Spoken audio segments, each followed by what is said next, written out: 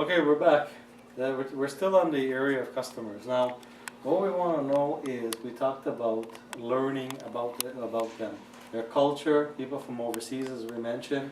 Number three, analyzing and studying your customer.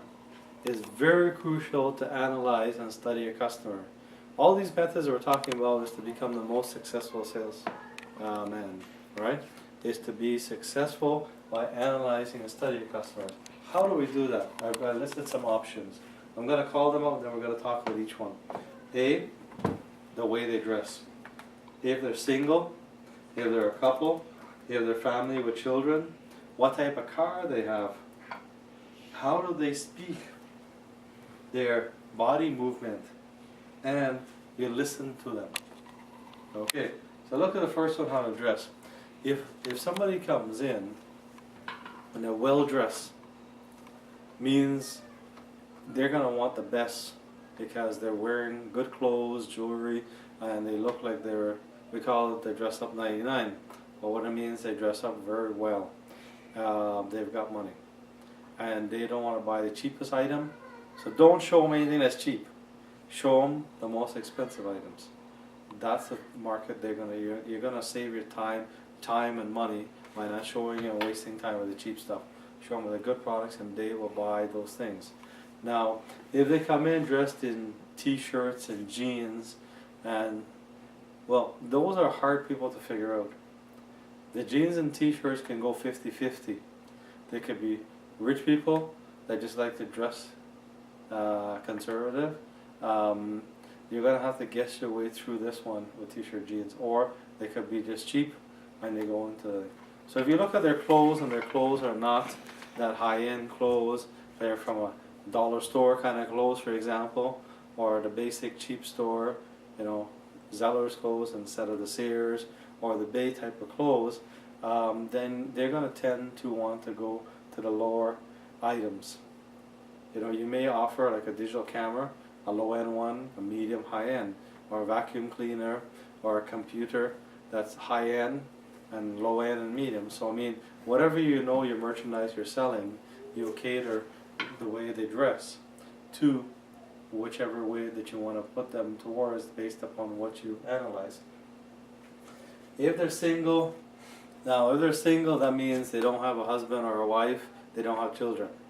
So they may have more disposable income that they're going to have to be able to spend on some items. So that's another factor to look at, right? But there's certain things, for example, if you're at a fruit store, they're not going to buy 500 bananas.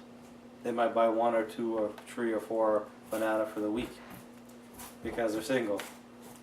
Whereas if they're a couple, now there are 2 of them, so they buy double the amount of things because they both have to consume it. Now if they're a family with children, if they got 50 billion children, then they got to buy a lot of food. If they've got 1 or 2 children, well, there's the husband, the wife, and how many children, and that's going to add to how many items that they're going to buy. So again, it depends on what you're selling. The single, couple, family can make a difference. Well, I mean, if you have like Disney products or children products, and a single guy comes in, are you going to go sell him toys? Maybe he wants toys, I'm not sure. But then again, how do you know that he's single? You look at how they come in. And if they come in, you analyze from what you see. We're not magicians. We can't see the things. What you can see is what you see. A good question. So if a single person comes in, he may be married, he may have children, he may not. Just treat him as single. And then when we get to listening to them, right, then we're going to try to figure all those details. We're going to get to that part. That's a good question to come back to. So it depends, you target them, if they're single couples with different types of different products. Like a couple may look, maybe they just got married, they're looking at bed sets or dishes or pot sets or knife sets because they're just getting started, or a kettle. I remember I was in Guyana and the guy just got married, he came to buy a wok, we call it karai, like a round bowl so he can cook. Every time he earns, he comes and buys another dish. He buys another stove item or another household items. So if you're selling stove and fridge, you're going to sell when you're selling a stove to a single, he just wants the smallest thing and the cheapest thing because he's single. If the husband and wife, they're going to want something a little more, medium range. If they have family and children, because they have to cook more, they're going to want a bigger stove. So analyzing their situation helps you.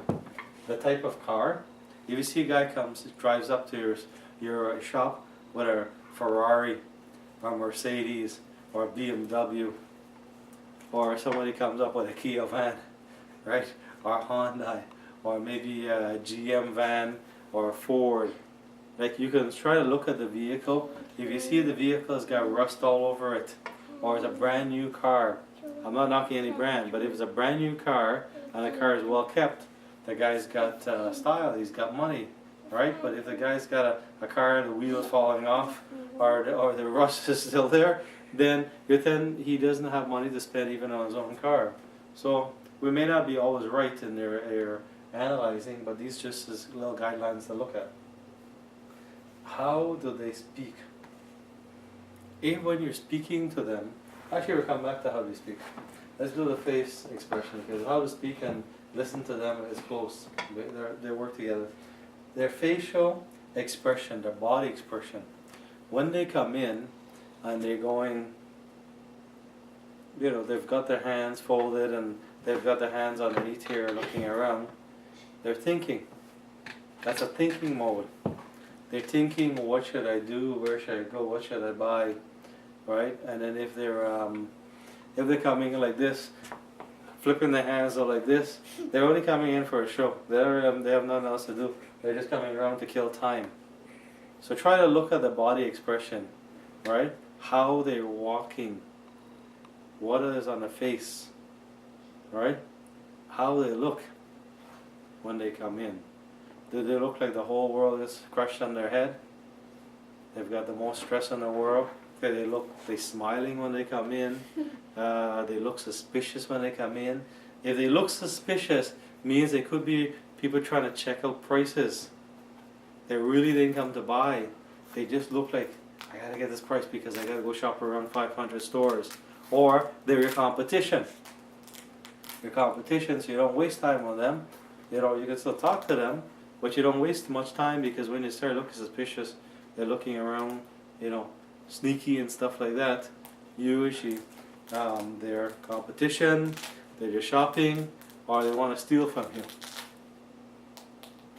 Yes, they could be looking, like you see them there, they peek over their shoulders, peek over to anybody watching, stash some stuff and hide. All these are things of analyzing body movement. When they come in and they're smiling, these will give you different types. You look at the facial expression, it comes in very handy. Now, how do they speak and listening to them? It's very interesting. Now, how do they speak? When you talk to them, the customers, your client, do they talk with education and knowledge? Or do they talk to a guy from the hood? Or do they talk with, they have basic knowledge or advanced knowledge? These are things you have to analyze. Their educational background can make a difference on the purchase. Also, it makes it easier or harder for a sale by looking at their language and their vocabulary. Some people come and say, I'm looking for a bottle of ketchup. The way, hey, I want a bottle of ketchup. That means he doesn't care what, give him anything, he'll take anything and go. Like I saying, I'm looking for a bottle of ketchup.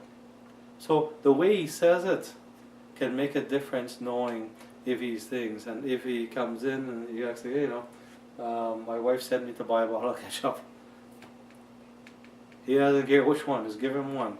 So all these things, the way they talk, the way how they speak, gives you clues on what to sell them and how to sell them. Listening to the customer. Most of the time a salesman will start blah blah blah blah blah blah blah blah blah blah blah and blah blah blah blah blah, selling them everything and not listening to the customers. At the end of the day, the customer says, oh, thank you very much, and go. Because the salesman talk too much, didn't analyze and didn't listen. The thing is, you have to listen to the customer and ask them what their needs. And what I didn't put on here, which was very important when you listen, HI, questioning. Questions are very important. When you're listening to the customer, say, well, first of all, let's talk about when you see the customers. What do you tell the customers when they come up? What do I tell you? Welcome them to your store. Okay, and what else do you tell them? What your name is, and then ask them what theirs. Some people, they Ask them what they need. Ask them for if they can help you, if you can help them. wrong. That's a big mistake. A lot of salespeople, they go up to us saying, "Can I help you?" Well, I just lost my job. The bank foreclosed on my house. My wife did this to me. She beat me. My children did this. I don't have nothing. How can you help? You can't help anybody. So most people say the biggest mistake they make is they come up, "How can I help you?" or "Can I help you?" Never use that. "How may I be of assistance to you?" Or as our volunteer said, when you greet them, say, "Welcome to Ali Institute of Technology. Welcome to this store. Welcome to that store. Welcome to this one. Welcome to XYZ Computers. Welcome to Produce Fruit Store. Welcome to Malaysia Gifts and Arts and Craft. Welcome to Beautify Yourself Store. Welcome to this." You can do that. You can welcome them, and if you don't remember to welcome them, you can say, "How may I be of assistance? I see that you are looking at our new line of a brand new sports car. I see you looking at a new line of cosmetics. We see you're looking at a new line of computers or iPod. May I be of assistance?" And you start from that. You always want to assist them. Never sell them. Never make people believe that you're there to sell them. Once you make them believe you're to sell them, you shut the door down.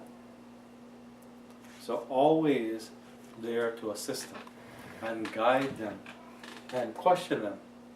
For example, let's say we're selling, let's use a computer for example. We're selling a computer. So the people come in and then you're asking them, what will you be using the computer for? Will it be for games? As part of entertainment? Is it for schoolwork? Is it for business application? Are you doing video production? Are you doing multimedia production? So putting them there and say, "Oh yeah, we want to do games, or we want to do some business, or we want to do this, this, and this." So then you start understanding what to get a better picture of what they want. Then you can get them the right type of equipment. Same as a printer. They want to buy a printer. Do you want to be, your question is that the guy tells you or the girl tells you, "I want to buy a printer," says, "Okay, that's great. What type of printer would you like? Would you like one that prints in black and white? Would you like one that prints in color? Would you like one to use the ink cartridge, which is cheaper, but it costs you more for the cartridges? Or would you want the one that uses toner, which costs more, but the toner lasts longer, and the quality is better than the inkjet?" So I mean, it depends on what you question them at. For whatever you're selling them will make a difference in putting them into the right area. And my rule, and always obey this rule, never oversell the customer. Analyze them, question them to death, exactly what they want, sell them that, and if there's a couple options, if they want a little bit higher hard drive space or a little bit more memory, that's fine. But don't sell them a Rolls Royce when all they need is a regular car. Don't oversell the client. Look at their budget. You may ask them, "Well, what do you have in mind for a budget? Would you like to spend, $1,000, $1,500, $5,000? And then you can work. See, by questioning them, you can analyze them. So these are things that you do in creating the learning of your clients. Study them, analyze them by questions, by their movements, by their dress, all these information is giving you the best way to analyze your customers. And it saves you money and time by learning these things because you become a more effective salesman. So we're going to end this part in customers and we're going to go into another section. You guys finished writing these down? No. You finished or you did? Okay. No. Erase from the top first. I didn't that. That I didn't. Okay. No, the top. Alright, no problem. Should you get it from Harlow's? You finished?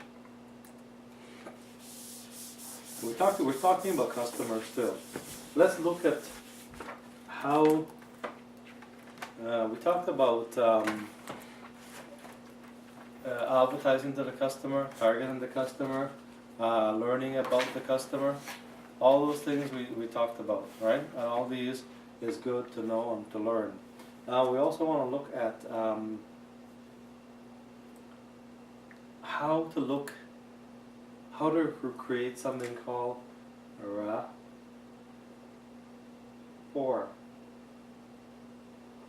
Anybody know what rapport means?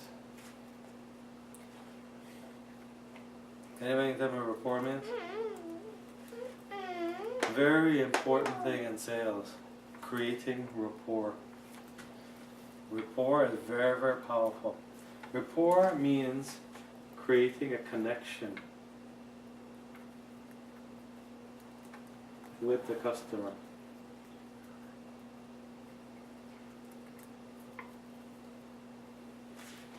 Creating rapport with a customer.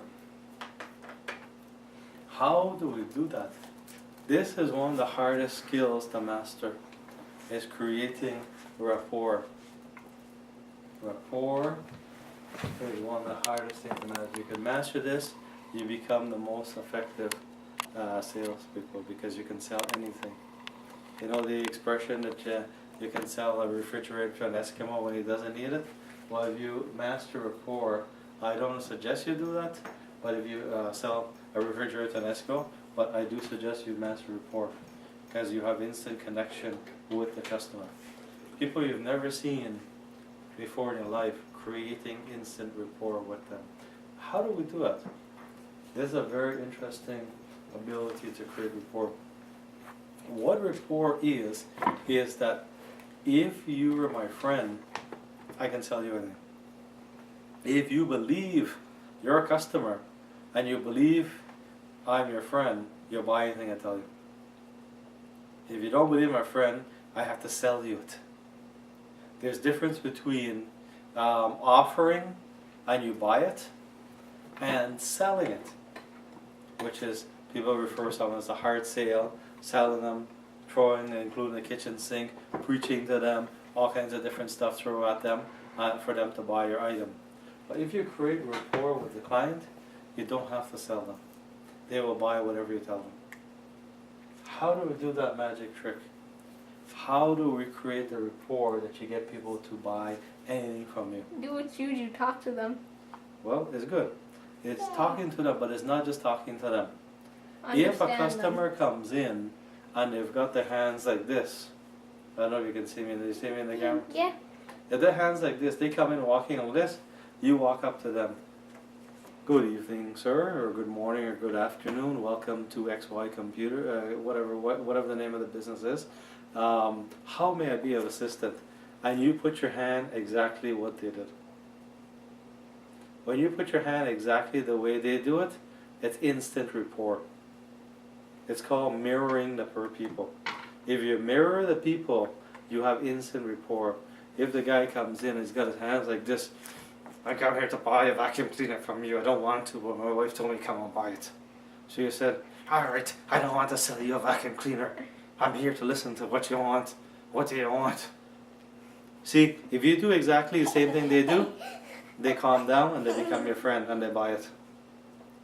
Rapport means mirroring the people. They come in, they got their hands in the pocket, well, you come up to them with your hands in the pocket. If they're sitting down and they've got the legs fold, you fold your legs. If they have their hands up in the air, whatever they do, if they come in and they're smiling, you smile with them. If they come in and they're sad, you also sad. This is mirroring the people. And if you do it, if they come in, they say, I am looking for something. He says, all right, I'm here to help you. And they come and say, well, I'm here to buy something. He says, well, here, I got the perfect product for you also. You see, you use the same energy that they come in with. If they're low energy, you use low energy. If they're high impact energy, use high impact energy. If they look and they want to, if they do their hands like this all the time, you do your hands like this all the time. Whatever they do, you mirror them. And that is how you create rapport. And once you've done that, you became their new friend. They think they know you for 100,000 years. That is the secret in creating a rapport, a connection with the customer. Once you've mastered that skill, you're able to do it. Now, just to show you more, they will show you an example. There was a child that was running all the time, running around like crazy in the place, right? So the thing is, the mother, to calm him down, what she did, she sat in a chair, she crossed her foot, and she was bouncing her foot at the speed that the child's running. She created rapport with the movement of her foot, and then she starts to slow down her foot. And when she started to slow down, the child also slowed down running. And when she stopped her foot, the child sat down. She created the rapport, and then she changed the situation of the other people. So we talked about mirroring people, creating the rapport with people. You have the connection, and now we can change the condition of the people by starting with them and then moving. Like for example, we come up with guys like this. So we stay there a little bit talking to them like this, and then slowly we're going to move our hands down and watch. They slowly will do the exact same thing. Because you create the rapport and the relation, the bridge is connected. And when the bridge changes on one side, the other side will change the bridge. So this is the rapport, the relationship. So once you've done that, now you can say, man, I got something for you. Here's this thing, great deal. This is everything you want. No problem. Let's take it. So the deal is done. So this is creating the rapport section on customers. Learn it, master it. Okay. So we're going to also talk about next is buying signals. Buying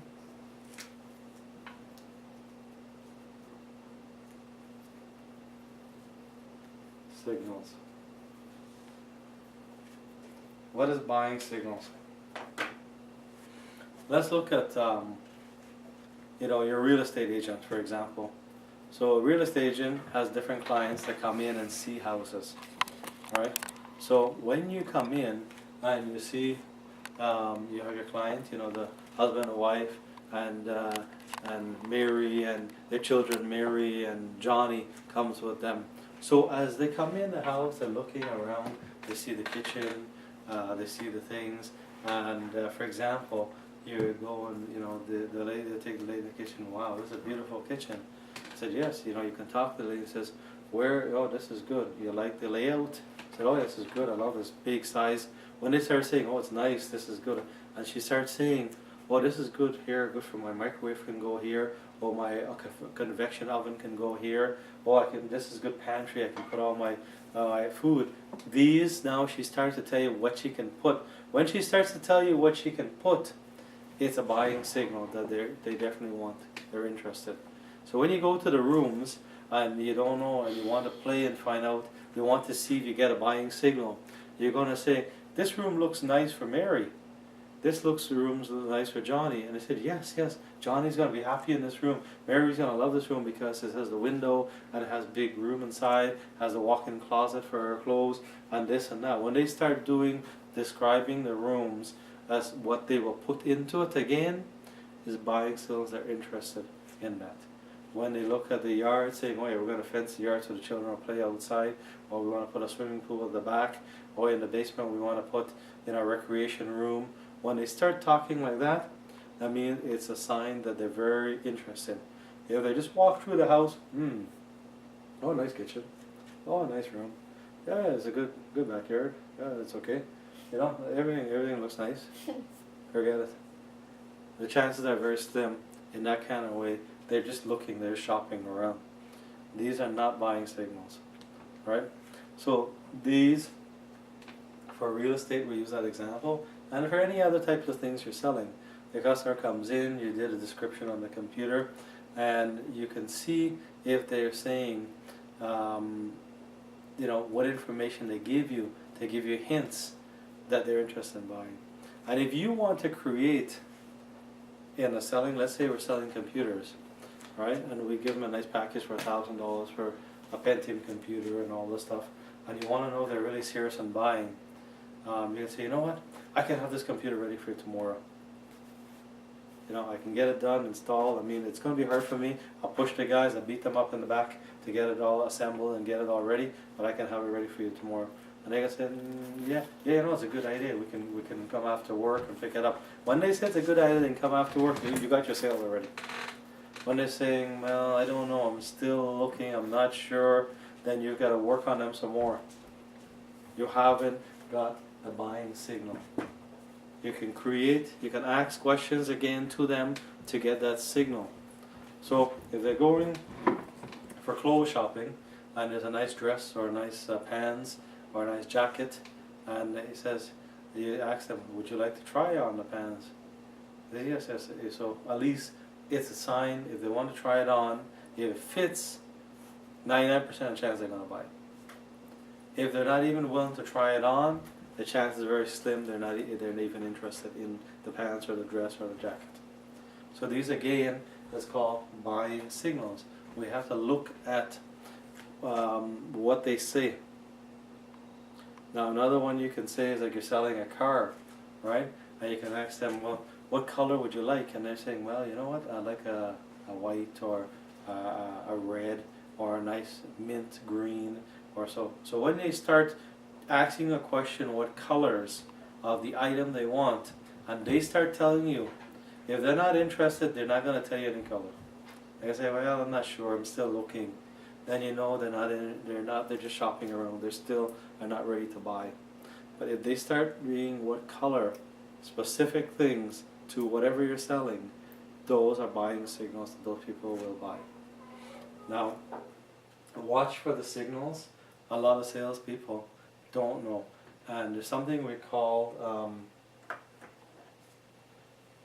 when you see a signal, for example, the computer, and I say I can have it ready for you tomorrow or whatever day you choose, and have it ready, and if they say, yeah, that would be great, we can come after work, don't sell them the same system again. Most salespeople make a mistake. It's called, they sell a product and they buy it back. It's a big mistake. Okay, what that means, when you sell a product to a customer and you bought it back, you talk too much. You gotta know when to shut your mouth. Most people don't know when to be quiet. When you've done your sales pitch, when you've did your sales, now the thing is, when you've got the sales, then that's it. Go to the counter, do the invoice, do whatever it is, get the sales. And once you've done the sales and saying, oh, by the way, maybe you need some paper for the printer, by the way, maybe you need some diskettes, maybe you need some CDs, maybe you need some USB, maybe you need an extra toner, whatever. You can add small stuff, it's not an issue. But don't go any more issue on the computer. The deal is done. Don't say, oh, by the way, we got a bigger model. Like, you're going to shoot yourself at that point because they're going to get so confused and they're not going to buy anything. Because you already sold them on something. If you did sell them, stick with that. Know when to shut your mouth. Right? So, you sold the item. Now they're ready to buy it. Let them buy it. Finish through with the rest of the details of closing. Not closing the sale, sorry, but doing the final touches, the invoices and collecting money and all that kind of story. And do the accessories things is fine, but don't talk anymore about the system or all that, or the car or whatever it is. They've got it done. It's done deal. But the biggest mistake people do, and that's why they're not successful in sales, is because they oversell the product and they bought it back themselves and they've lost the sale. So don't fall into that category, that situation. Alright, so that's everything on the customers. We're going to close off on this and come back on another topic in business when we come back after the break. All right.